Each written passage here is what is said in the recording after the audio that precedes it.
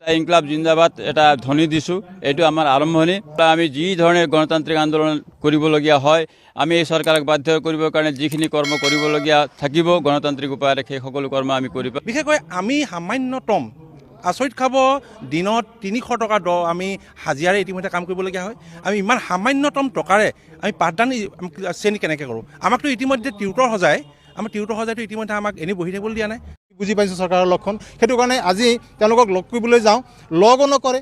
আমি MLA হতুৱাই মুখ্যমন্ত্ৰীক লগ কৰিব যাওঁ, মুখ্যমন্ত্ৰীয়ে লগ নিদিয়ে। MLA কয় আপোনালোকৰ কথা ক'লে আমি গালি খাব লাগিব মুখ্যমন্ত্ৰী বুলি কয়। শিক্ষামন্ত্ৰীৰ ওচৰত যাওঁ, মোৰ লগত কোনো ডিচিশ্যন নাই, কোনো আপোনালোকৰ বিষয়ে একো ডিচিশ্যন হোৱাই নাই বুলি কয়।